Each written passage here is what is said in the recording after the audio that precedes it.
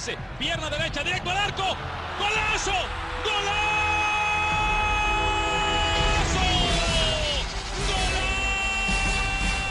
The world of football with a soccer perspective. This is Soccer Today with Duane, Rollins and Kevin Laramee, live on the Sports Podcasting Network.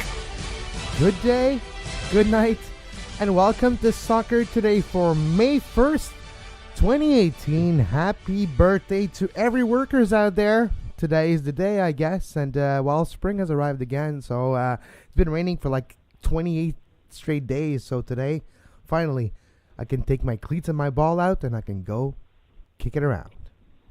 I'm always reminded of a very crude limerick that my grandfather used to say that went, "Hooray, hooray, it's the 1st of May. Outdoor something starts today." He didn't say something, though. So my grandfather was a unique individual. So wherever you are, Grandpa, I appreciate your crudeness and teaching me how to bet on the horses when I was 8 years old. And yours and, too? Yeah. Okay, so it's not just mine. It's yours too. All right. Starting gambling since 1982. There you go. Yes. Medals of the weekend. Let's start here for today, Duane. We didn't have time yesterday, so let's talk about the moment that that caught our attention this weekend in Major League Soccer.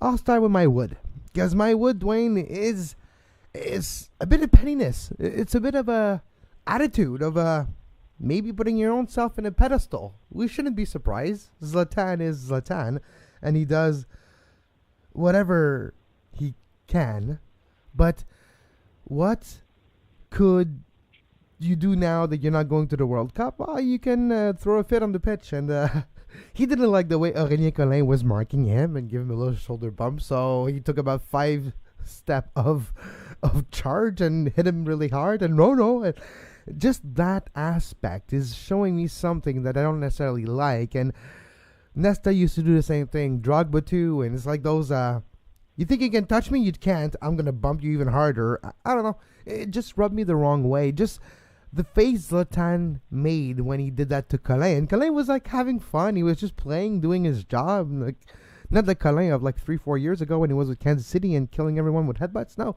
it was a different type of marking, and it was a good marking, but the reaction of Zlatan really threw me off, and it's worthy of my wood for this weekend. If you look at Collin's history, he actually doesn't have a lot of red cards. So he's made a career of learning how to walk the fine line between agitator and actually crossing that line. So he, for a lot of people hate him. He's one of the most hated players in the league by opposing fans, opposing players for sure, because of the way he plays. But he's an agitator, and a lot of players in a lot of different sports have built careers over that. And if you're going to be successful in this league, Mr. Zlatan, you're going to need to get used to that, because it's only going to get worse, and it's only going to get worse, especially if they think they can goat you. And there are some referees in this league that might be too happy to give a red card to a guy like Zlatan. It might be like a little bit of a show-upmanship too. So, as we know, the referees are imperfect in Major League Soccer. We're not going to belabor it, and I'm not going to make VAR my wood medal because, well, I think we've talked that to death. But it's certainly, it's something that Zlatan's going to have to get used to. And we were talking off air about whether or not he's going to have a bit of a pout fest now that he's heard that he's not going to the World Cup, because maybe Zlatan thought that he could just parachute in, and apparently that's not the case. So we'll be curious to see how the next few weeks play out for him.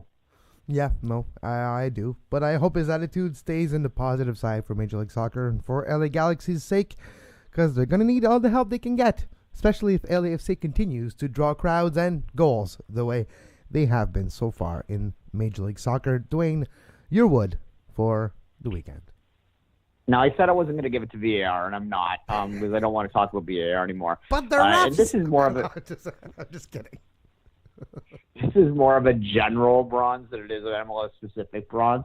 But I'm going to give it to the offside rule as it currently stands. It is the aspect of the first goal for Chicago. There is an argument to be made within the current laws that it wasn't offside. But anyone who has any surface understanding of how the sport of soccer is played, particularly how a goaltender has to play the sport of soccer, understands that you can't have a player standing in that position and not impact the play. So if you're going to have this law written in such a way that it's, I agree with allowing some flexibility, but, with players being in offside positions, not necessarily calling it automatically off, but then, maybe there needs to be something else written into, like if that player is within the frame of the goal, you can't be offside maybe, or you can be offside, or you are offside is what I'm trying to say. Maybe there's something. There's just something inherently wrong, because I have seen that call go against teams enough times now that if I'm a manager, I'm telling players to go offside and try and distract the keeper. Because you can't, as a keeper, completely ignore a guy that's in an offside position, because you don't know if the ref's going to make the call. You really don't. Like, if they deflect it in or do something, you hope that they catch a play like that, but you just never know, and you're going to have to make that stop, and you have to be cognizant of you when you're doing it. So, that's how I would rewrite the rule if I were in charge of writing the laws, is I would allow players to be in an offside position if they weren't interrupting play, so long as they weren't within directly in front of the goal, and you can sort of draw a straight line out. Yeah, you could do you can use the box. You can do the 6-yard box and draw 2 lines, imaginary lines or something. I get it. I definitely do, because we've seen this happen many, many times in real life. We've seen this happen on TV. We've seen it happen when you play FIFA with your friends on your consoles. A guy in an offside position, you never know when the ball is going to hit the post, hit 2 defenders, and it's now fair game, and the guy just scores a poacher goal. You never know when a deflection is going to happen or a missed call. So I do understand, and there's been a few instances, especially this weekend, across the board where a goal was either offside or close to be. The Miguel Almiron second goal against Montreal. There's a case to be said about Joseph Martinez being a bit offside on the lead up to that pass. So there's possibilities there. And yes, and VAR is there for clear and obvious error. We can't necessarily check every single thing for every offside, but they do sometimes, so why not all the time? And yeah. So as Duane and I were saying off air, our wood medal so far in 2018 has been either VAR or referee or something similar and related to those two topics. So when in doubt, blame the refs. Exactly. It's a broken record. We almost need to have our VAR moment of the week now. Bumper? And that's exactly what I didn't want to see. We have a VAR bumper. We should. Let's go to video review now. All right, let's talk about some positives, and I'll start with my bronze medal for this weekend. And my bronze medal is going to be the fans of Major League Soccer. No, not as a whole, but LA fans. When you see a new stadium being open and it's filled, you get good vibes, you got good feedback from the stadium. Of course, the press box is maybe not located in the ideal place, but there was a lot of press for Sunday's game, so that explains why some people had a difficult sightlines for this game. But the arrival of a new team, a new culture in LA with LAFC, other stadiums filled this weekend. There's going to be the Chicagos and the New Englands and the Red Bulls, and we all know why, and we know there's not a lot of people in those stadiums. But outside of that, there's a lot of positive going on in this league. And Duane, we talk often about the Columbus situation going to Austin. Nobody at Red Bull Arena. Toyota Park it's crumbling down, and it's terrible in Bridgeview, Illinois. But, outside of that, I look at Orlando. I look at Atlanta. I know it's the stadium of the Falcons. It's the house that the Falcons and what's his face built. The quarterback of the Falcons. I have no idea what his name is. Matt something. Michael Vick. No, that's like in 2005. Okay. Jeez, Duane, I didn't want to go there. I'm aging myself then a little bit too with that one, but yeah. Yeah, no, but anyways, that building, those new buildings, those stadium, those atmosphere, it really raises the level of the game. Sometimes not just in your city, but across the board. And when you watch games on TV, like Saturday against Montreal, like the one at the Bank of California, stands are filled. There's an atmosphere. There's in Atlanta, it's just not the first time I feel that, but you watch the game and you're almost nervous because you're like, geez, the noise is nonstop. It's constant. There's a different vibe, different atmosphere. The lighting in Atlanta is different than the lighting in LA. Of course, in LA, it's the damn sun, so it's really nice. But I love that. I love the different feels of all the different stadium. It is impressive to me, and it makes me discover new things, and it's different images. I don't know. I'm really liking MLS in 2018, and I thought I was going to talk about it. Yeah, there are very few leagues in the world, if any, that have as many mid-sized, new mid-sized stadiums as MLS. You look at this, obviously there are leagues that have great stadiums that are, amongst the world's, cathedrals. But when you're just looking outside of the world's biggest leagues and you look at the infrastructure on MLS, it's second to none. I mean, the stadiums they have here, I don't think we appreciate them enough, right? Like even Saputo, which is bare basics, and I think I'd like to see them improve the infrastructure inside, but nonetheless, it's such a nice little footprint and such an intimate little place to watch a game that would fit in anywhere in the world. You look at BC Place and the renovations they did there. I don't like the turf. I know there's problems with some of these places, but again, the viewprint and the view, how it looks in the stands when you ignore the field, and BMO obviously with the renovations is again. That's a stadium that would fit in any of the big leagues in the world. Like, there's stadiums in the Premier League that aren't as good as the field. I mean, let's be honest here. So yeah, it's a lucky league that way, Kevin. All right, my bronze medal is going to go to the supporters groups that are getting ahead of the P chant by making sure that they're making clear messages out there that this is not going to be accepted or not acceptable. The LAFC supporters group, along with the club itself, made statements yesterday about the use of the P chant. And I'm going to say the word once here, just so that we're clear what we're talking about. We're talking about puto when you're chanting on the goal kicks. It is a word that doesn't really have a direct translation in English, but it's absolutely homophobic. So in terms of how the context in which they're using it. And we want to make sure that is not something that exists in this. Yeah. Yeah, and we did hear it during the game on Sunday in LA, and we talked about it with Alicia yesterday. But this chant, you're absolutely right, and there's something about this chant that is more, and here, we're going to call a spade here. There's more of this chant in the Mexican supporters, not the national team, but just as a Mexican soccer fan, it's more in that culture. Unfortunately, it has become a habit, and it's more to replicate what you see on TV.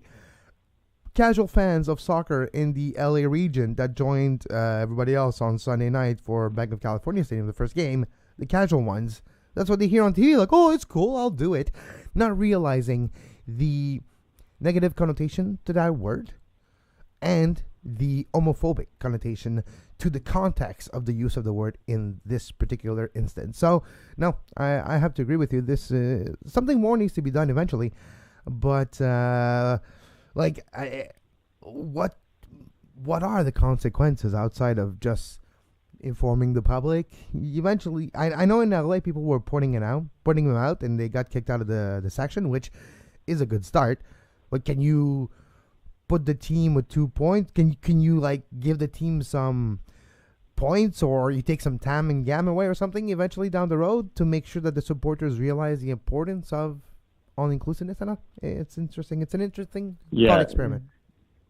Yeah, it is. I don't know. It's hard. I think you could punish the groups. This is the problem too. And anyone who's been, I have taken a big step back from being involved in any supportership politics anymore. But certainly there was a time in my life that I was right in the middle of that stuff. And you could punish the groups, but the groups are often not responsible for the behavior, and they don't really have any ability to change the behavior because they're members that are causing the problems. There are people that, to use the term that they would use, they're tourists that come into the area and, hear something on TV or see something on TV and think that that's the way to behave in this section. And they don't know who you are when you tell them to stop. They just think you're some kind of killjoy trying to, crap on their buzz, so to speak, and it becomes sometimes even dangerous to try and shut that down at the time. I mean, this idea that you're supposed to self-police in the stands is, I don't think that's entirely fair to ask the groups to do that, because you could be talking to drunks that are already agitated already. Like, you could get yourself punched, right? So yeah, I don't know. It's a difficult thing. You got to, I think, go on the teams. It's imperative on the teams to make sure that they work with their groups to stamp this stuff out. TIFO bans, things like that. That doesn't really do much. I don't know. You're at one point you're going to have maybe an alcohol-free game. That might be something you could do that would punish, that might slow people's roll a little bit. That would hurt their bottom line, though. It's a difficult question. I think you just keep having to drill it home and shame the people into stopping. Obviously, in the international level, the answer is clear. They have to play in front of empty stadiums.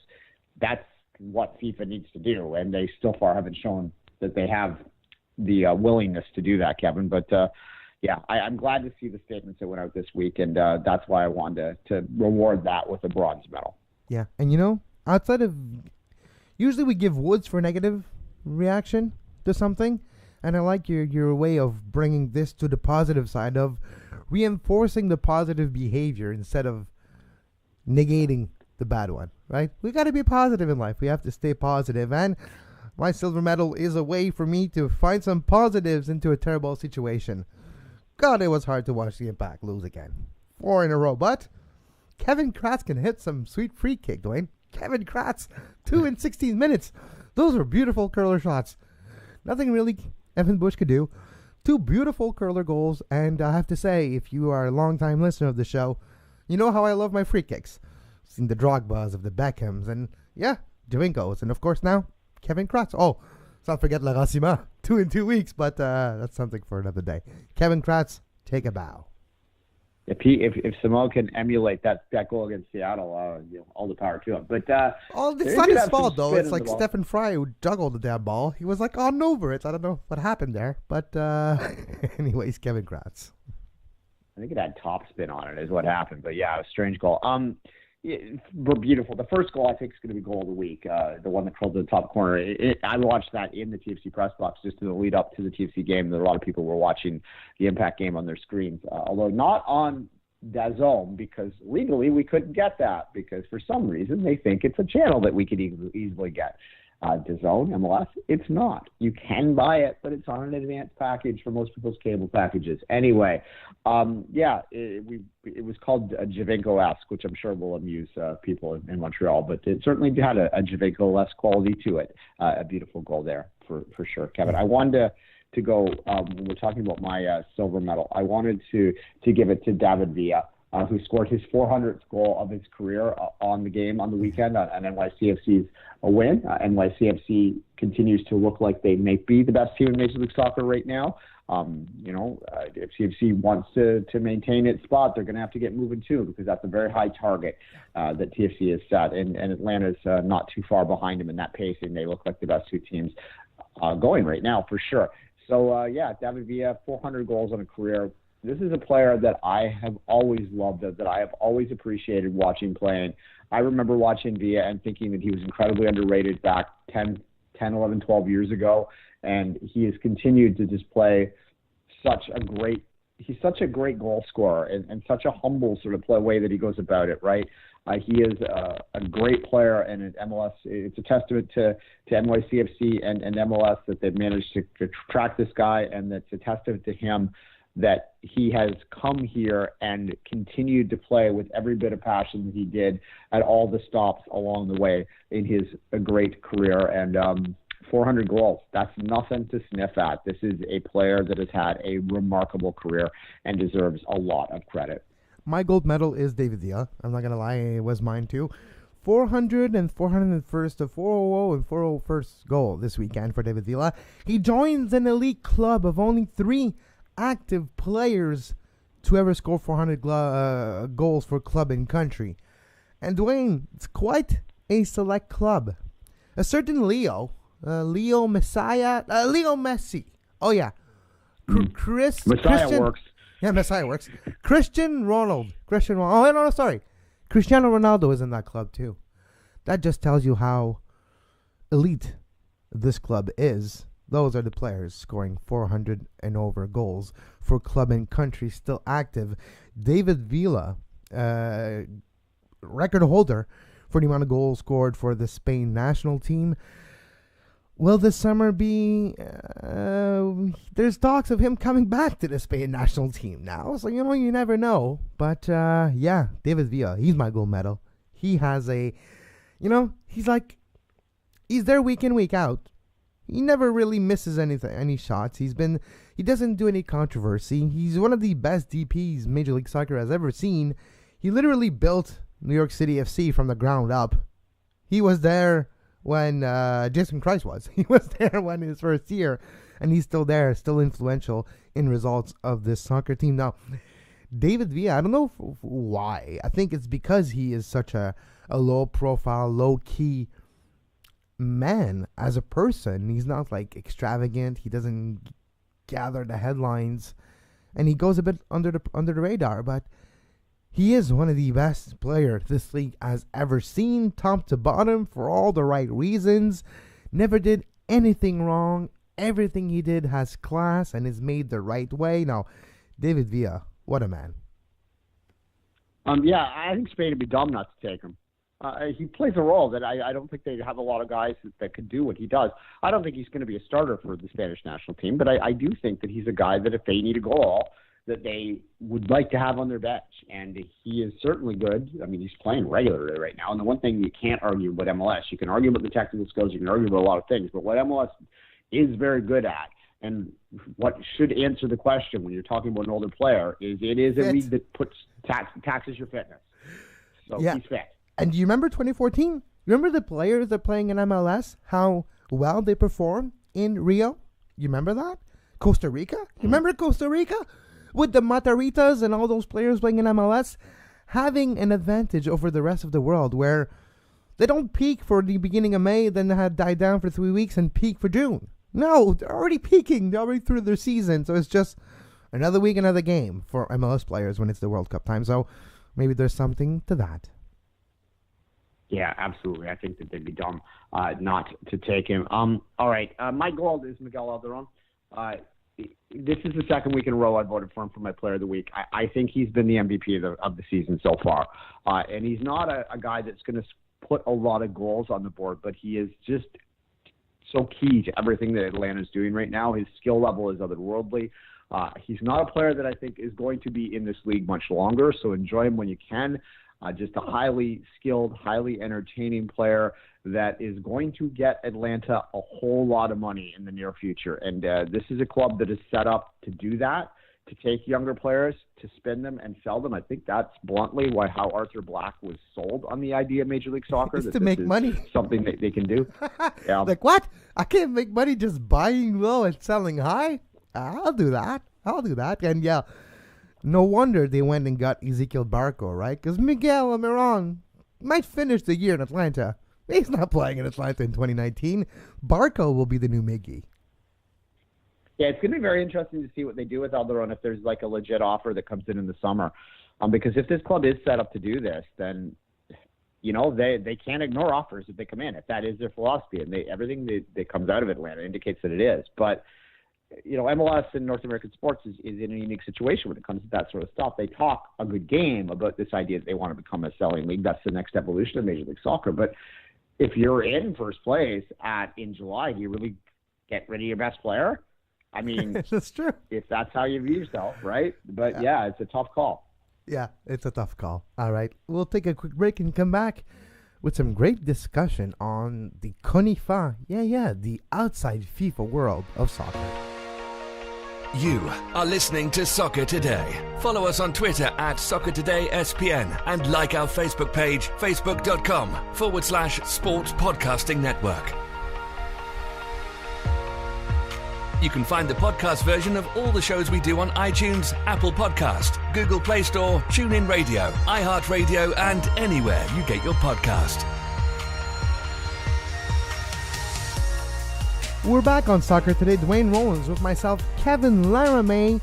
Later on this week, you can catch the brand new edition of the Two Solitudes Soccer Show for Patreons only.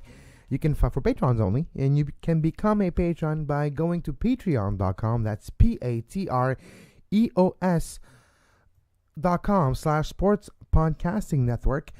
And right there, $2 pledge will give you access to the Two Solitude Soccer Show. One show a week dedicated entirely to Canadian soccer and the Canadian Premier League. And this week we have Tommy Wilden Jr. of the Calgary Foothills PDL and Academy organization talking about their organization, talking about the future of soccer in Calgary and the potential future of the Canadian Premier League in Calgary. So we have a great conversation, and I urge you to put your money where your ears are, because you listen with your ears. Put $2 there and you'll find the Two Solitude Soccer Podcast. When we're talking about the show today, you talk about Cascadia and the Conifa, and it reminded me of a great story that I want to tell you. Did you know that the Quebec province had, and I say had for a very short time, a national team? I did sort of have memories of that, but whatever happened to them? Because you'd think that this would be something that Quebec or French Canada, if you wanted to extend it beyond that, might be good for them. And we'll talk about more later. But tell us the story of what happened there. So, 2012, 2013 began the adventure known as Les Québécois. And one of the former Montreal Impact players, a legend, Patrick Leduc, who works for RDS and La Presse now, was part and was the coach of this team. It was a way to be part of the Conifa World Cup, which was 6 years ago, was the last, 5 years ago, because it's next year, right? So later this year, so it's a bit more than 4 years ago. This year, yes. So a bit more than 5, it was a year and a half before the beginning of the off FIFA World Cup, where we're having a team in Quebec, and then we're supposed to have a friendly against Catalonia, and other games were planned, and there was some players selected, and there was a team put together, practices. There's a movie even made about it that you can find on YouTube right now. It's called Les Québécois. But this team existed, and it was a outlaw type of team where they don't follow FIFA rules. They play off FIFA game. But then Fédération Soccer du Québec was not happy with this, because they don't want a team, an outlaw team, to just represent the province when they're not allowed to have teams representing the province. It's not something that goes into the line of the FIFA and the CSA. So, after months of deliberation and months of tractations and of negotiating, what do you want us to be, what do you want us to do, eventually this team was put into the fold of the FSQ, which means it could not even play real games because it's not a real selection. They could only play a handful of friendly, and eventually the project was disassembled. But there was an idea, and even in practice they did a few friendlies to have this team called Les Québécois represent our side here into the non-FIFA World Cup. But because of the fact that we're an actual province, and it did rub some people the wrong way, Fédération Soccer du Québec eventually put this team under the umbrella of FSQ, and it was just disbanded and forgot about after a few years. But that's a bit of the idea behind the Conifa and the participation of a team from Quebec. I am an English Canadian that actually went to Montreal for the Unity Rally, quote unquote, in 1995. So my position on the place of Quebec within Canada is not complicated. I want them to remain. But that said, I think anyone who has an issue with Quebec having its own team and having the opportunity to represent itself as one of the two solitudes, anyone who has an issue with that needs to get their head a shake. Obviously, I think that it's a good idea, and I would love to see this happen. And I think it would be a tremendous opportunity and even a growth opportunity for Canadian players, Quebec law players, to have that opportunity to play at a competition in the Independent Football Association World Cup, which takes place every 4 years now. It's a recognized event it's recognized. Has its own organization and qualifying and everything else. I think it'd be great. It'd be an opportunity. But there's consequences to that event, though. And that's what people don't realize. If you play in that event, you can never, for the rest of your life, ever play a sanctioned soccer game. You're not allowed to. As soon as you become outlaw, you can't be sanctioned by FIFA anymore. So you can't play in any meaningful game for club and country when you take the stand across that divide. And I think it does have an aspect of you're with us or against us. And we all know how FIFA is prevalent everywhere in the world of soccer and powerful. And that was a deterrent for players that young players that have an opportunity to play at the college level, at a high level, organized soccer, and you're invited to take part in this thing, the CONIFA. Well, if you play a match in there, guess what? You'll never be able to play under FIFA rules ever again because you're now outlaw. So there's a lot of ramifications to those type of tournaments, and it's more complicated than that. But it is interesting that Cascadia has a team joining the CONIFA this year, the FIFA World Cup, and there's former MLS player James Riley going to be the captain of this team.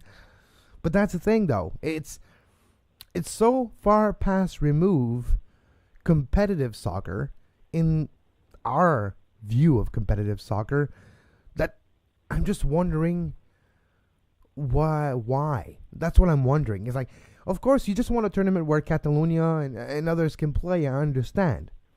But I still can't shake the feeling of, well, we do things how we want to and not the way you want. You know, I have a USSF NASL feeling versus this FIFA CONIFA thing, you know? Yeah, well, obviously the outlaw situation complicates it. I like the idea of having a tournament where peoples that represent parts of the world that aren't necessarily nation states, but maybe nations.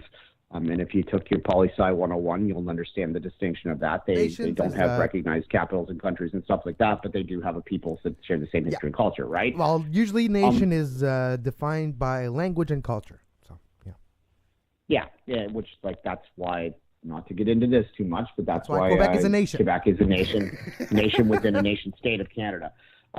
This, again, is poli-sci 101 stuff. But nonetheless, I think that that's a valuable thing, and I think it's an interesting thing. And if you were to take a step back from the politics of that, and that becomes hard because there are nations within this that are controversial. And I'll talk a minute about the tournament, which is going to take place at the end of May. It's going to take place in the 2 weeks prior to the World Cup. There will be this event. It's in and around the London area in the UK. There's an area of Somalia that is the official host, but because there are so many Somalian, expats living in the London area, and obviously there's an opportunity to sell more tickets in there. They've decided to host it in sort of League One and conference size stadiums. So this is where the tournament's going to take place. I think it could be a fun event, but as I said, you look at the nations that have qualified for this. Some of them that are a little controversial, and they may rub people the wrong way, which is complicated. Tibet, for instance, is one of the teams in this, and obviously I don't think China would be happy about that. Well, it's that, and it's there's a few other instances like this. Catalonia and Spain's not happy about it. That's probably the latest example. When it was 6 years ago when the Quebecois project was talked about, Catalonia was an example used a lot because of the nationalistic side of the political aspect of Catalonia too. It's very similar in a way to Catalonia and Spain. It's a bit similar to Quebec and Canada, especially if you are someone that does have the ideology of Quebec as a country. It's very similar to that ideology of Catalonia as a country too. And there's a lot of resemblance between the dichotomies of Spain, Catalonia, and Canada and Quebec. So that example was used a lot, but now it's even worse because Spain really, really doesn't want Catalonia to have a good soccer team, especially not in the political landscape that it is now in Spain. We all know what happened last year with the illegal referendum. So yeah, it is interesting, but it's kind of mixing a bit too much politics in sports for me, and usually I try to keep my politics a bit sports-free. Or the other way around, I keep my sports politics free. We could talk about Donald Trump in the World Cup a bit later, but I don't want to. I don't want to either. Stay off my lawn. It's unfortunate because, again, and for Caledonia is not in this thing, and it's because the way that they tend to do that is they organize friendlies that allow them to represent with their full players without those players risking their eligibility, whereas this World Cup would, right? And I think that if you were to have this is an official event, and maybe that's the answer down the line, is you have, some kind of sanctioning which allows it to come under the FIFA umbrella, and then you could have provinces and areas of countries that represent, that fit some criteria that allow them to participate in a tournament that I think would give the opportunity for countries to have that, for nations to have this. I think that would be nice, and it would be fun. I mean, look, Cascadia, as you said, and maybe we'll move forward and talk a little bit about the tournament that actually is going to take place for 2 weeks. I'll set it up a little bit here. Cascadia does have a team in here, so that means they're the only recognized Independent Football Association team that is currently playing in this federation. And when you think about that, that tells you a little bit about how there are complications to this, because there are tons of, like Guadeloupe and countries like that.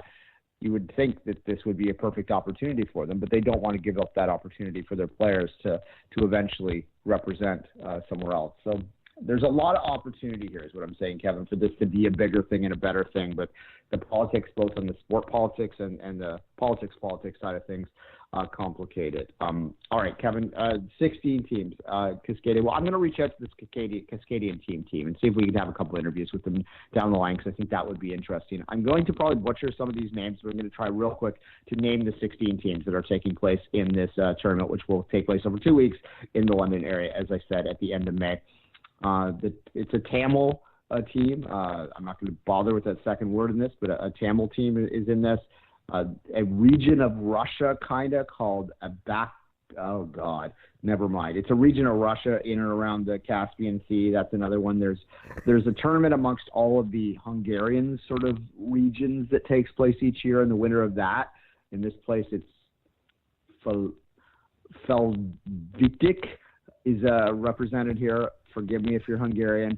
Western Armenia, Barawa, Tibet, Karbatai, Cascadia, Pandania, Northern Cyprus, that one I got. Punjab, the United Koreans of Japan, which is funny. United Koreans of Japan. Okay. Yeah, sure. That's like the North American U23 teams. But anyways, that's something else. Yeah, well, speaking of our Quebec thing, if you want to have a World Cup of Hockey, put a damn Quebec team in that, because Canada v. Quebec would be one hell of a game that I would want to watch. Oh my God, you can fill the Bills. You can fill the Bell Center for that thing. Like you can build this. You can have like 100,000 people watching it on TV. Well, in a plaza somewhere, like Maple Leaf Square or something. Or Team Toronto versus Canada too. I could imagine the rest of Canada enjoying that one a lot. Metabellland is in this thing. Kabayai, like these are names that are butchering here. Landlin, something that I'm not even going to try, that has a bunch of accents, and Tuvala. You can find out all this information. Go to Wikipedia. You know what they say when it's more than 3 consonants in a row, it's a no. Like, nope, not pronouncing it, not even trying. Yeah, this is like, I'm looking at these. The first time I'm trying to read it. Reminds me of when I was when I went to journalism school. I was the sports director at the radio station, and our first years used to do the reads on the air. And just to screw them up, I always used to put the Europa League scores on my lineup. So Gaspon Spor got 4 against Galata. Hell, the red team got 2 against the orange team. I went to, keep in mind, folks, I went to journalism school in the Maritimes. So I was a bunch of 18-year-old kids that had no soccer background whatsoever, were forced to read Europa League scores every Friday. I amused myself to no end. It's like 6 people listened to the radio station. It didn't matter. So, but anyway. And one of them was you. So you're like, yeah, that's funny. Anyways, we'll keep an eye on this tournament. A small eye, but we'll keep an eye on that tournament. It's interesting, too, sometimes to open ourselves to what happens in the fringe of the sports. And this is one thing that is on the fringe of the sports. And there's others. There's beach soccer. There's a lot of other iteration of this sport that we talk about here from time to time. And that's interesting. Now, let's take a quick look before we wrap the show, Duane, at the European results this weekend. Barcelona clinches La Liga. We had a parade yesterday, the annual parade. You know what I was thinking? I was like, do they keep those buses painted like this? They should save a lot of resources on painting buses every year. Just change the year and keep the bus in the garage of the Camp Nou or something. I got one guy that his paint changes the 7 to an 8. 7th time in 10 years, I believe, was Barcelona's La Liga title here. Look, it's a difficult question. There is a point to be made that people that love parity and like to hold up the model of MLS as the way forward. To which I say natural parity is great, and forced parity is not. It's my issue there, but nonetheless, they do have a point that it does get a little bit dull. when you have the same champion year after year after year after year. I would say stale is like maybe the best way that I could, because it's still Barca. Like the way they're playing this year is a lot more enjoyable to watch than maybe 2012 when it was peak tiki taka and like 755 passes before you actually get a shot on net. Could be dull. This time around, it was a bit more fun to watch, but yeah, it becomes stale because it's just the same result over and over, even though the way it happens is a bit different. Yeah. Speaking of ticky-tacky peak, Manchester City against Swansea broke a Premier League record for more than 1,000 attempted passes in a half. Usually it's like 500. Like a good day at the office is 500-600 passes in a game. Yeah, insane. No, but I mean, that said, I think you do need to spare a moment for Barcelona and just how great they've been, because this is a team that has won 7 out of 10 with one of the great Real Madrid teams as their main competitor, and an historically good Atletico Madrid team as well, that has pushed both of those teams to the brink year after year for the last 5 years. So this is not a weak La Liga.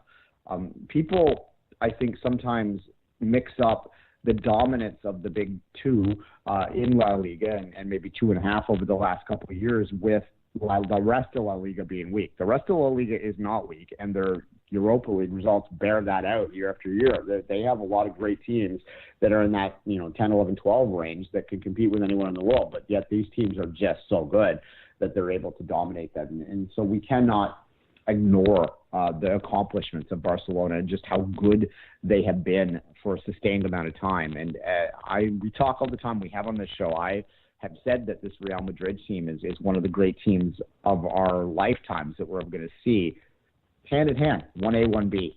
They're doing both clubs are doing something remarkable, just in slightly different ways. And because the Champions League and that playoff kind of format that it's in, it is a playoff format that it's in, sort of draws our attention because there is that eureka moment you get when you're in a playoff, whereas Barcelona just kind of, wins on an average Saturday in April, right? And it's remarkable, though, and they got to get full credit for that. The perfect season is still on the table. That El Clasico to end this is going to be, truly dominant, because El Clasicos get a little stale sometimes too, I think. Obviously, they're two great teams, but there hasn't really been a great race between them in the past 3 or 4 years. One or the other has run away. It's either one title win. Usually one gets the league and one gets the Champions League, right? Like, okay, we'll let you have the league. We'll focus on the Champions League, or vice versa. Yeah, I mean, the last great title race between the two of them was, I mean, I'm going off the top of my head here, so forgive me if I'm missing one, but like I remember that Beckham's title, the last one he had, that was a pretty good race between the two clubs when Real Madrid came from behind a little bit, but that's going back 10 years now, right? So, there haven't been a lot of great races between them. That Atletico Madrid championship, I think, was the one outlier season that really was interesting between all three of those clubs. But, it's remarkable to watch this stuff. And I think Real Madrid's probably going to pull the 3 off in a row. And that El Clasico, in some ways, is that Champions League final that people are still dreaming of. And it is remarkable that they've never met in a Champions League final still. And 1 year, that's probably going to change. And that will break all the records. That will break all the records. Speaking of breaking all the records, peak tiki-taka is 1 point away from beating the all-time record of points for one season in the Premier League. 1 point away from Manchester City to beat that title. Yeah, 95 points. I have been impressed with how City has reacted in the 2 games since winning the title, because I don't think anyone would have blamed them if they had taken sort of a step back and kind of rested. And, they made decisions like Aguero was sat down so that he could be healthy in time for the World Cup. That's a reasonable decision to make. You want to be good to your players and to, not force him to run himself in the ground and miss a World Cup. You only get so many of those in a lifetime. It was the right way to go about it. But this is a club that has not slowed down at all and is grinding over these teams. They dominated Swansea. They dominated West Ham on the weekend. And if they win out, they will get finished with 101 points. And I think that they are highly motivated by that 3 figures to be the first club in English history to get there. And right now, when you look at their finish, they got Huddersfield and the trophy presentation this coming Sunday, so that'll be fun. 100 points. It's hard to see them. It's crazy, Duane. Yeah. There's 38 games in a season. 38, okay? To have 100 points, you need to basically win 98% of your games. Like 97% of your games. This is insane. Like, talk about the undefeated season. There's something about maybe Barcelona's potential undefeated season. But when you win over 30 games, this is something. Like, over 33 games, this is something special. Well, yeah, and in both cases, and I think it speaks to that difficult to balance and to be successful on both fronts, is you have Manchester City having an historical season in the English League that I don't think any of us have ever seen, and I do think it is safe to now say that they are having the best season, and I would include it. Maybe there are no perfect season, or not perfect, undefeated season, which had something like 11 draws in it.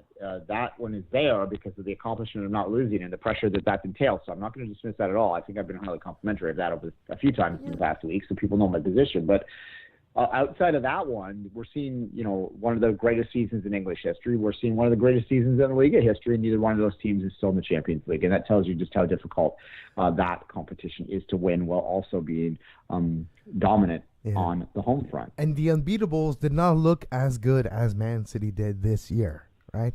When you have 11 draws, and some of those draws back in 2004, if you go back, they were rescued late in games, and coming from behind draws and come from behind wins. So you have those type of narrative going into games where, they're going to get beaten, it's going to happen. And no, with Manchester City, like the entire season, not once in the league, actually, we were like, they're not even challenged. Like, not even going to be close. It's just like, yep, all right, City's dominating and continues to dominate. They had one bad week. one bad game. It was against United 3 weeks ago. Yeah, unfortunately, the bad week happened, with the Champions League semifinal berth on the line and a derby. So it stood out. And, speaking of put a fan hat for him for a second, that makes this season disappointing in some perverse way. It really wasn't until I was watching them get the Guard of Honor, which was the first time Manchester City had received a Guard of Honor since 1938. So, when they clinched the title with a week to play in 1938. So their other titles that had happened since then had always occurred on the final game. So they had not received a Guard of Honor since then, and I don't even know if they had Guard of Honors back then. So nobody knows because we didn't have any videos or pictures because, back then it was like 1938, drawings. Yeah. So it was. That was when it hit me, and I started to, speaking it again as a fan, be like, oh wow, this was a remarkable season. I am looking forward to watching the end of this, but I'm not going to lie in terms of the European season. I'm going to watch that El Clasico. I watch every week because I have to, but I don't have to. I choose to. You want to. For the show, I want to as well. But yeah, my focus is already 47 days or 44 days or whatever the hell it is right now. I'm starting to really get it geared up for that World Cup because the European season, other than the Champions League final, that El Clasico, not a lot left on the plate right now. No, exactly. What we have left on the plate for today, this afternoon, Champions League, the return leg, Real Madrid, Bayern Munich. It's 2-1 Real going to the Santiago Bernabeu for today. So we'll keep an eye on this and talk about it on tomorrow's show. And one other thing that I would like to mention, Duane, before we say goodbye for today is make sure you go to patreon.com/sports podcasting network, take the $2 pledge, support our Canadian Soccer Initiative, and make sure you catch the Two Solitudes Soccer podcasts every week exclusively for patrons. Duane, you mentioned the World Cup, and I'm getting geared and hyped for the World Cup, and one of the ways I'm getting geared and hyped is playing World Cup video game. But this time around, I have to wait another month. Only on May 29th will the brand new downloadable content expansion for FIFA 18, the World Cup Road to Russia, will be coming out on PlayStation 4 and Xbox One on May 29th. It is free, but it might not be as complete as the one we had for Brazil in 2014. So we'll keep an eye on it. But for all you gamers out there, May 29th is the day the FIFA 18 World Cup game comes out. And as always, you can follow Duane on Twitter at 24th Minute. Myself at Kev Laramee. We'll be back tomorrow with another edition of Soccer Today, giving you the world of football with the soccer perspective. And as always, have a great soccer. You can find the podcast version of all the shows we do on iTunes, Apple Podcast, Google Play Store, TuneIn Radio, iHeartRadio, and anywhere you get your podcast.